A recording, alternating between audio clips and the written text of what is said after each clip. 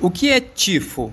O termo tifo define uma antiga e histórica doença infecciosa epidêmica, caracterizada por síndrome febril, rash cutâneo, exantema, cefaleia, depressão e delírio, que é um estado confusional. A palavra tifos deriva do grego e quer dizer esfumaçado, referindo-se ao bradipsiquismo e apatia, comuns no quadro clínico da doença. O tifo epidêmico, ou exantêmico, como era chamado, dizimou milhares de pessoas durante as duas grandes guerras, acometendo soldados e prisioneiros de guerra, especialmente aqueles que foram confinados em campos de concentração durante a Segunda Guerra Mundial. Por volta de 1918, um cientista brasileiro chamado Henrique da Rocha Lima, chefe da seção de patologia do Instituto de Medicina Tropical de Hamburgo, detectou no intestino piolhos humanos, os micro-organismos intracelulares responsáveis pelo tifo epidêmico. Então denominou o agente como Rickettsia prowazekii, numa homenagem póstuma a dois cientistas vitimados pela doença durante a pesquisa sobre o tifo, o americano Howard Taylor Ricketts e o austríaco Prowazekii. As Rickettsias são pequenas bactérias gram-negativas pleomórficas, medindo entre 0,6 por 0,3 micrômetros, que se caracterizam pelo parasitismo intracelular obrigatório. O piolho humano do corpo, pedículos, humans, corporis, é o vetor da Rickettsia, incriminando o tifo epidêmico exantêmico. A Salmonella paratyphi, sorotipos A, B ou C, pode causar um quadro clinicamente indistinguível da febre tifoide. Neste caso, contudo, utiliza a nomenclatura febre paratifoide. De acordo com o Manual de Vigilância do Controle da Febre Tifoidea, caracteriza a doença como uma doença bacteriana aguda de distribuição mundial que é causada pela salmonela entérica do sorotipo TIF, está associada a baixos níveis socioeconômicos, relacionando-se principalmente com precárias condições de saneamento e higiene pessoal e ambiental. A sintomatologia clínica clássica consiste em febre alta, cefaleia, mal-estar geral, dor abdominal, falta de apetite, bradicardia relativa, e aquela dissociação pulso-temperatura, esplenomegália, manchas rosadas no tronco, que são chamados de roseolas tíficas, obstipação intestinal ou diarreia e até mesmo tosse seca. Atualmente, o quadro clínico completo é de observação rara, sendo mais frequente um quadro em que a febre é a manifestação mais expressiva, acompanhado por mais alguns sinais e sintomas que foram citados. Nas crianças, o quadro clínico é menos grave do que nos adultos e a diarreia é mais frequente. Como a doença tem uma evolução gradual, embora seja uma doença aguda, a pessoa afetada é muitas vezes medicada com antimicrobianos, simplesmente por estar apresentando uma febre de etiologia não conhecida. Dessa forma, o quadro clínico não se apresenta claro e a doença deixa de ser diagnosticada precocemente. O agente etiológico da febre tifoide é a Salmonella entérica sorotipo TIF, da família Enterobacteriaceae. Trata-se de um bacilo gram-negativo, não esporulado, móvel, de 2 a 5 micras de diâmetro. Os bacilos são aeróbios, caracterizando-se como demais membros do gênero da Salmonella.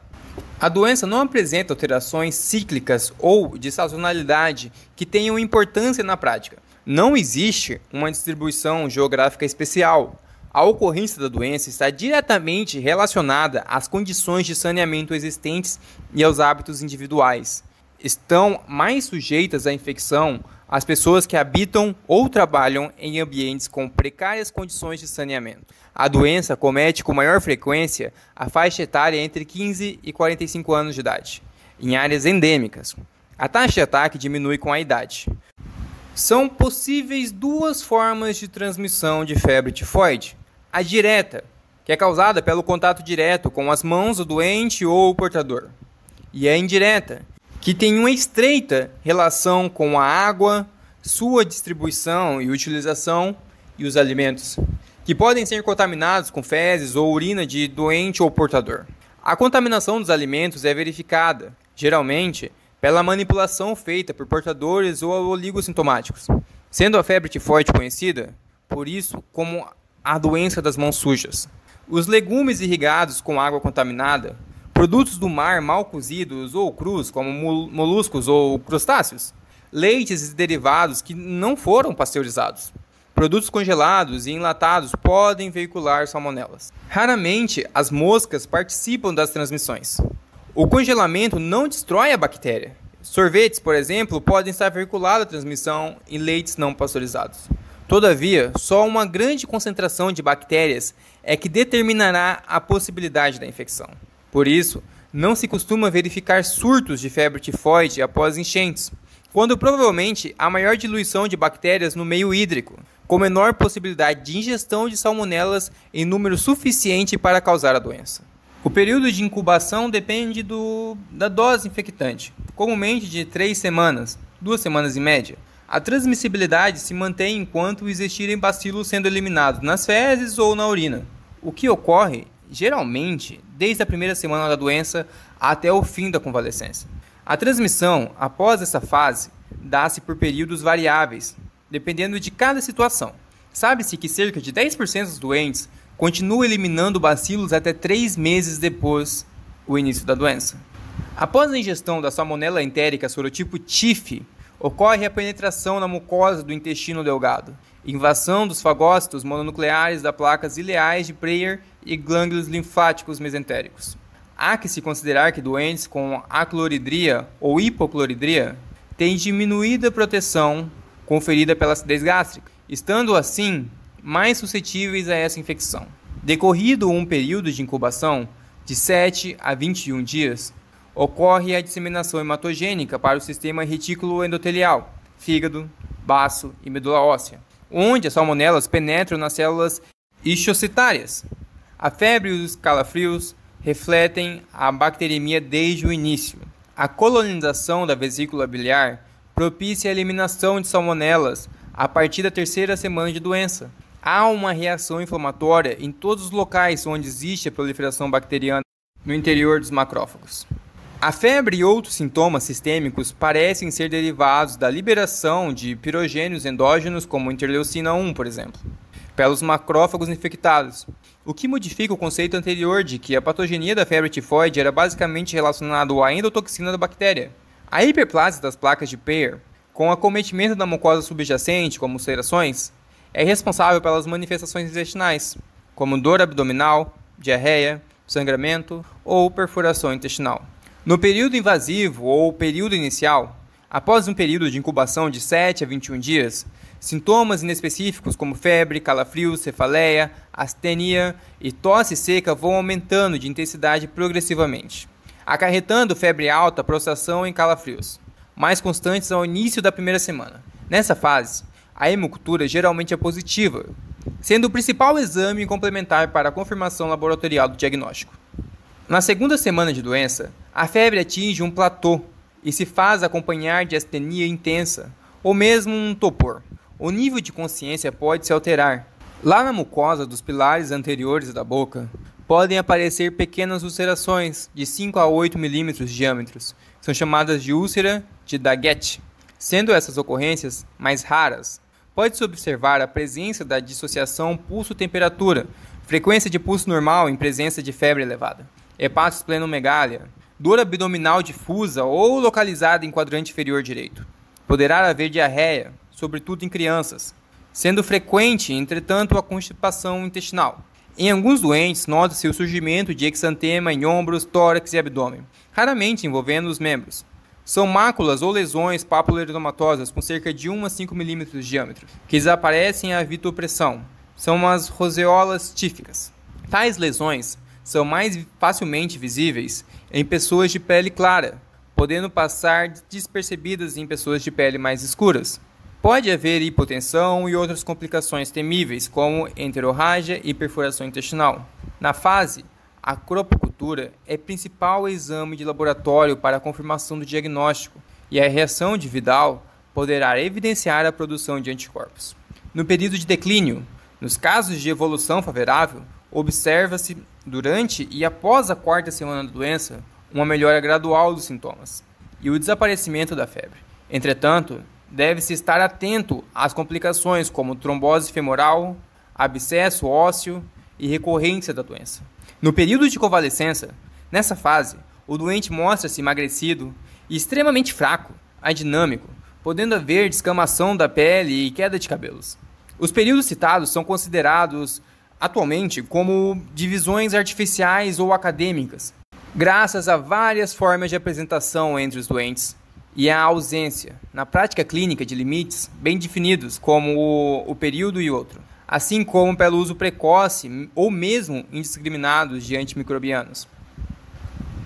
A enterorrágia, que é uma complicação da terceira semana de doença, ocorre em cerca de 3 a 10% dos casos, variando o volume da perda sanguínea em cada caso, podendo ser volumosa. Quando maciça, aqui observa-se uma queda súbita da temperatura, palidez, colapso circulatório, agitação, sensação de sede intensa, ou seja, sinais de choque hipovolêmico. A coloração do sangue pode variar dependendo do intervalo de tempo decorrido entre o sangramento e a eliminação. Detectar os sinais de choque hipovolêmico, como a queda súbita de temperatura, palidez, colapso circulatório, agitação e sensação de sede intensa, é essencial para o manuseio clínico dessa complicação. A perfuração intestinal é a complicação mais temida. Em virtude de sua gravidade, ocorre em 3% dos casos, surgindo por volta do 20º dia de doença. Particularmente nas formas graves e tardiamente diagnosticadas, caracteriza-se por uma dor súbita na fossa ilíaca direita, seguida por distensão e hiperestésia abdominal. Os ruídos peristálticos diminuem ou vão desaparecer. A temperatura decresce rapidamente. O pulso fica muito acelerado, podendo surgir até mesmo vômitos. O doente apresenta-se ansioso e pálido. Em poucas horas surgem sinais e sintomas de peritonite. As dores então atingem todo o abdômen. Surgem vômitos biliosos ou em borra de café, sudorese fria e respiração curta. Desaparece a maciez hepática. A imagem radiológica de pneumoperitoneio é indicativa de perfuração de víscera oca. No entanto, sua ausência não afasta o diagnóstico. Algumas outras complicações digestivas são colecistite, ulceração de cólon, estomatite, parotidite, pancreatite e abscessos esplênicos ou hepáticos. O diagnóstico diferencial deve ser feito em todas as doenças entéricas de diversas etiologias, como por exemplo salmonela entérica do sorotipo Paratif A, B, C, Yersinia enterocolítica, etc.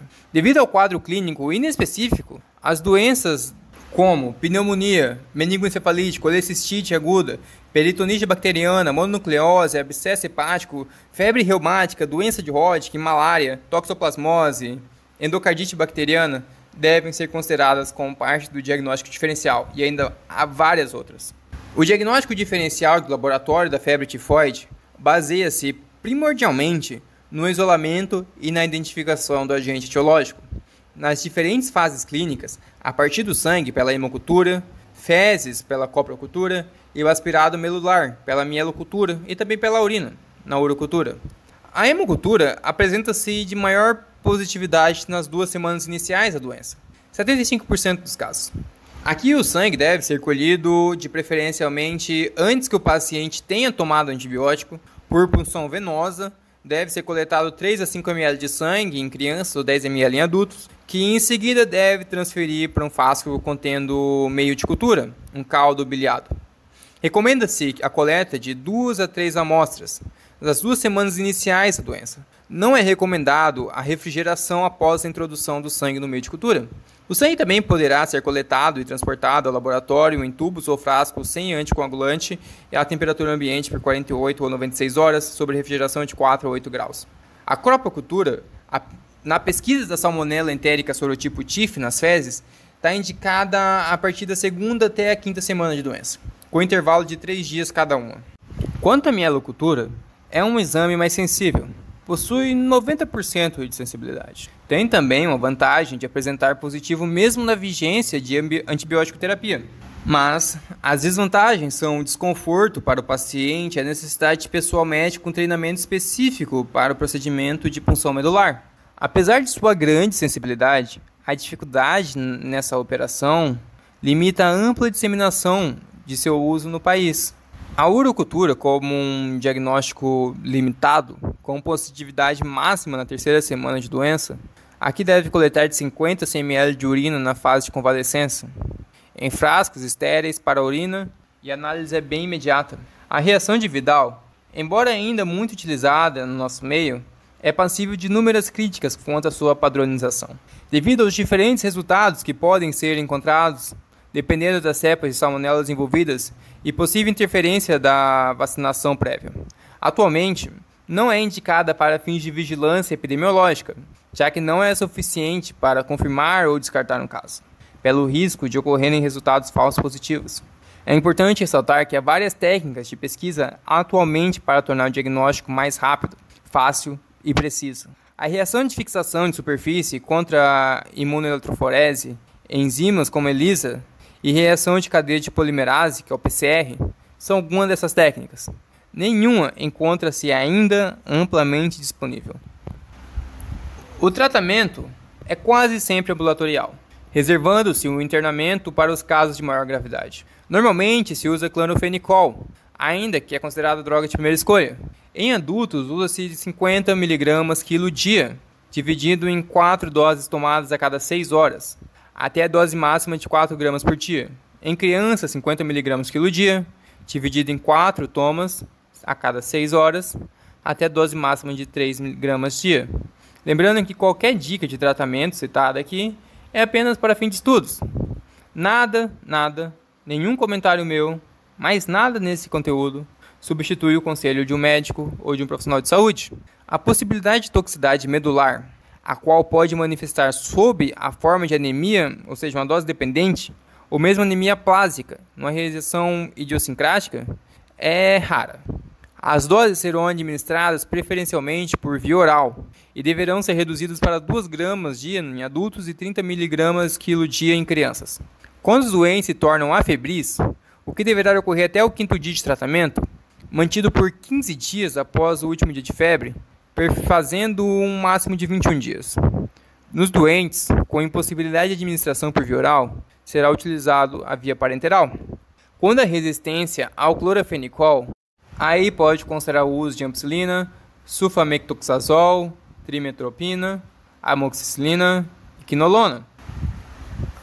A febre, a desidratação e o estado geral do doente devem ser observados, investigados e tratados.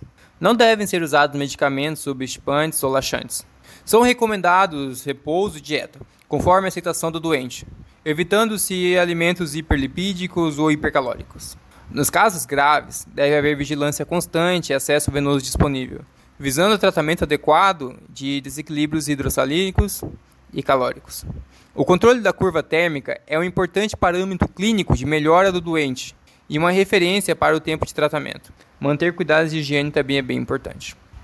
Vale lembrar que no Brasil, a lei que instituiu o Sistema Único de Saúde define a vigilância epidemiológica como sendo um conjunto de ações que proporcionam conhecimento, a detecção ou prevenção de qualquer mudança nos fatores determinantes e condicionantes da saúde do indivíduo ou coletiva, com finalidade de recomendar e adotar as medidas de prevenção e controle das doenças agravos. Lembrando que aqui contém mensagens, questões médicas. No entanto, não é possível garantir a veracidade do conteúdo aqui citado, uma vez que esses podem estar errados, possuir falsidades ou desatualizados. E embora a informação possa ser correta ou confiável, se o conteúdo bem documentado, é possível que o que está aqui, nesse áudio, nesse vídeo, não corresponda com uma situação de saúde específica. A informação médica terapêutica, especialmente farmacoterapêutica, oferecida aqui de maneira geral, no melhor dos casos, de natureza geral, e tal informação não pode substituir o conselho de um médico ou outro profissional de saúde. Nenhuma pessoa relacionada a esse conteúdo é responsável pelo resultado ou pelas consequências que possam resultar de qualquer tentativa de usar as informações ou as desinformações oferecidas por aqui. Portanto, qualquer uso que seja feito dessas informações que são dedicadas apenas para estudos é de total responsabilidade do ouvinte ou leitor. Só para lembrar, o gênero da Salmonella pertence à família Enterobacteriaceae, são gram-negativos entéricos ou enterobactérias, são bastonetes gram-negativos, anaeróbios facultativos, que não produzem esporos, medindo cerca de 2 a 3 a 0,4 micrômetros, movimentando-se através de flagelos. Por ser um gram-negativo, apresenta-se na superfície de sua parede celular o lipossacarídeo, uma endotoxina, e também é fundamental entender a sua patogênese para compreender o seu curso clínico, bem como sinais e sintomas também. A infecção pela Salmonella typhi acontece em várias fases, cada uma correspondendo a uma etapa do quadro clínico. A porta de entrada do agente infeccioso é a via digestiva. Para ser infectado, o indivíduo precisa ingerir um inóculo médio de milhões de bactérias. Os bacilos precisam passar pelo estômago resistindo ao pH ácido, em torno de 1,5 a 2. Nessa passagem, muitas bactérias acabam morrendo, e somente algumas sobrevivem. Daí a importância do inóculo. Como era de se esperar, os indivíduos com hipo ou acloridria são mais propensos ao adoecimento. Ao chegar no ilho, a bactéria adere às células M da placa de Preyer, aqui podendo penetrar através de um processo denominado endocitose, mediada por bactérias, e alcançando o tecido linfóide local, onde são logo internalizadas pelos macrófagos e linfócitos locais. Nos fagócitos das placas de Preyer, o bacilo começa a se proliferar, por enquanto sem nenhum tipo de interferência do sistema imune. Atinge os linfonodos mesentéricos satélites, o segundo local em que o bacilo se multiplica, e logo depois a circulação linfática sanguínea, caminhando no interior de monócitos, determinando o início da bacteremia. Nesse momento, a Salmonella typhi se dissemina pelos órgãos e sistemas, indo acessar o tecido retículo endotelial presente no fígado, no baço e na medula óssea, que é rico em macrófagos.